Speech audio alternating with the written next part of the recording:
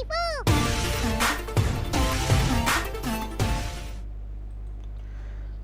Gunerwan dan Gunerwati, ketemu lagi ya di channel saya Guner Os. Dan hari ini saya pengen ngomong tentang Aaron Ramsdale, yang dimana ini sekali lagi menjadi gorengan berita media ya, karena ya dianggapnya ini bagaimana Mikel Arteta menangani masalah Ramsdale ini dianggap kurang bagus. Ditambah lagi kemarin akhirnya ayahnya Ramsdale ini sekali lagi dia masuk ke dalam berita karena dia mengkritik secara terbuka Mikel Arteta.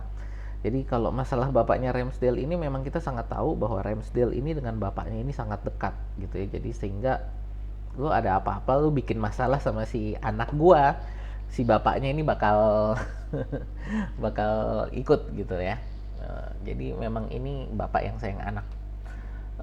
Juga dari sisi kalau menurut saya ya, Ramsdale ini memang orang yang sangat ekstrovert dan apa ya, dia punya sifat ini sangat ceria sehingga dia mudah sekali disenangi oleh fans ya, apalagi ketika dia bermain dia tidak malu-malu untuk saling adu ejek dengan fans lawan.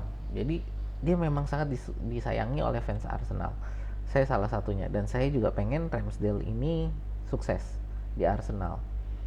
Tapi pada saat yang sama kita juga harus fair. Permainan Raya saat ini lebih bagus dan lebih cocok dengan sistemnya Arteta.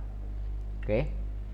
Nah, sekarang kita harus lihat karena yang dikritik ini kan adalah bagaimana Arteta menangani masalah Raya dan Ramsdale ini. Oke. Yang menjadi masalah saat ini kan adalah Ramsdale dia sedang mengejar posisi kiper utama timnas. Dengan dia tidak bermain di klub, dengan dia tersingkir dalam permainan di klub, ini membuat dia posisinya sebagai penjaga gawang utama di timnas amat sangat terancam gitu ya. Bukan amat sangat terancam, sudah terancam, bahkan ada kemungkinan besar dia tidak akan bisa menjadi kiper utama. Karena kemarin pada saat pertandingan qualifier ya, pada saat Pickford kan sebagai pilihan utamanya Southgate itu tidak bisa menjadi kiper utama, yang dipilih bukan Ramsdale. Siapa sih kiper ketiganya ya, pokoknya jadi yang dipilih adalah kiper ketiga, bukan Ramsdale gitu. Jadi itu menunjukkan bahwa dia sudah tersingkir sebagai persaingan kiper utama bagi Inggris. Pada saat yang sama Ramsdale juga harus paham juga. Saya paham frustasinya dia bahwa karir dia yang menanjak sangat cepat ya. Dari posisi dia dulu sebagai kiper tim kasta kedua dan ketiga bahkan dari Liga Inggris gitu. Tiba-tiba menjadi kiper utama di klub sebesar Arsenal dan hampir menjadi pesaing kiper utama timnas gitu. Nah, saya sangat paham frustasi dia saat ini. Dia posisi di timnas terancam, membuat dia frustasi. Tapi pada saat yang sama dia juga harus ingat yang membawa dia ke posisi itu adalah Arsenal. Kalau nggak ada Arsenal, nggak ada yang percaya sama dia, karir dia nggak akan ada di titik ini gitu ya. Tapi ya dia frustasi, dia sangat dipahami, apalagi ini sangat dekat dengan Euro gitu ya dan Piala Dunia nanti. Jadi bahwa dia frustasi saya sangat paham. Posisi dia, nafkah dia terancam gitu kan. Jadi bahwa dia frustasi oke. Tapi kita juga harus tahu bagaimana Mikel Arteta mengurus hal-hal seperti ini.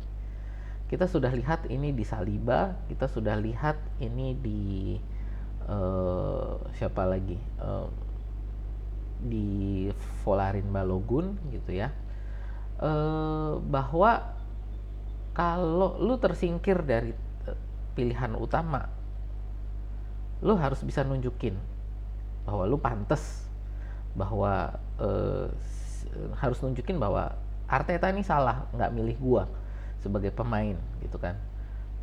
Itu dia dulu pakai cara ini ke Saliba dan Saliba berhasil. Dan ketika Saliba berhasil, dia naik.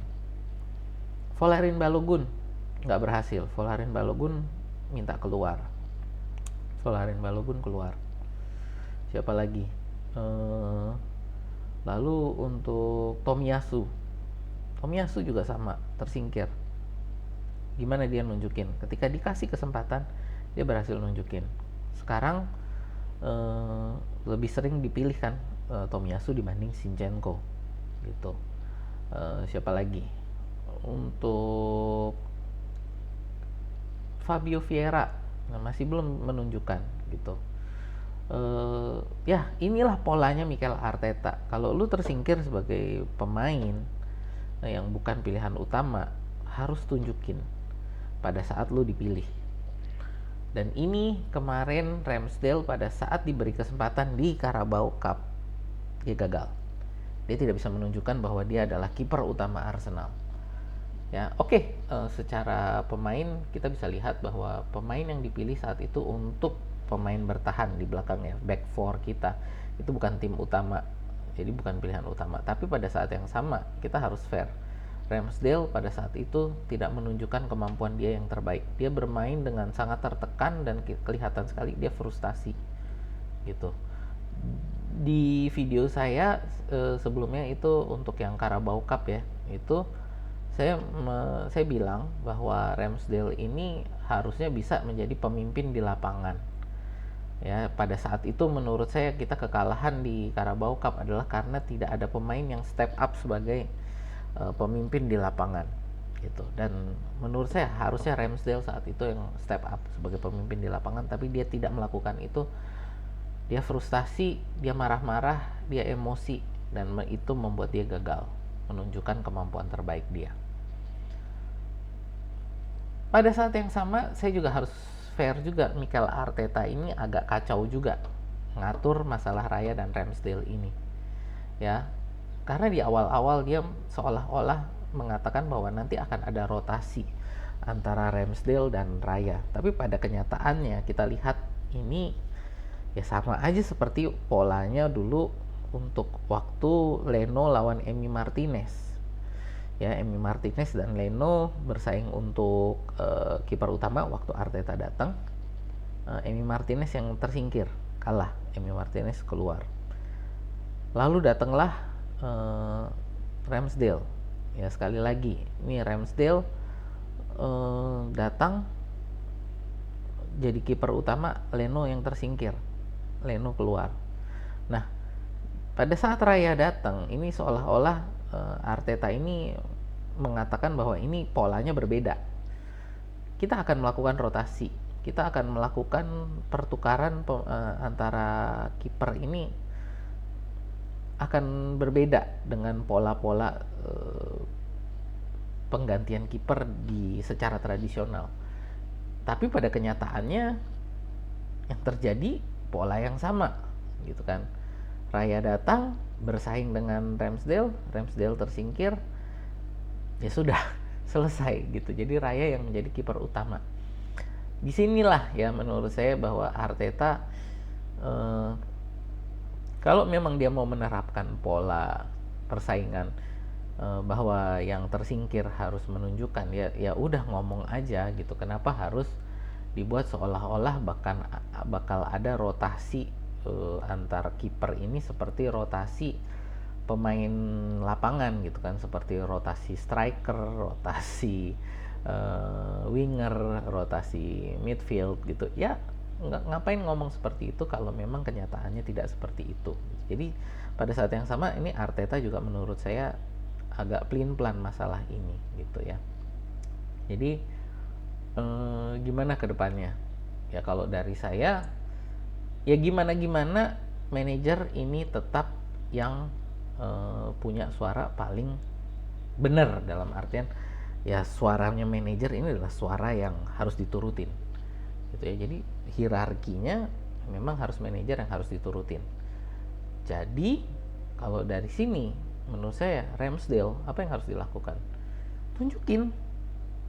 Tunjukin bahwa lu memang kiper utama Arsenal.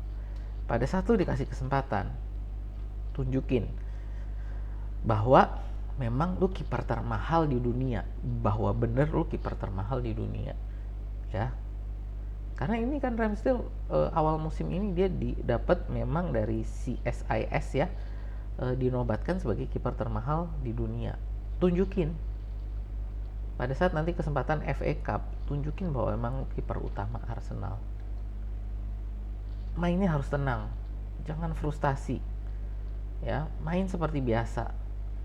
Sekali lagi tunjukin bahwa lo emang kiper utama Arsenal, gitu ya. Ya ini sekali lagi ini saya untuk apa ya, ini video saya yang kesekian kali tanpa skrip ya.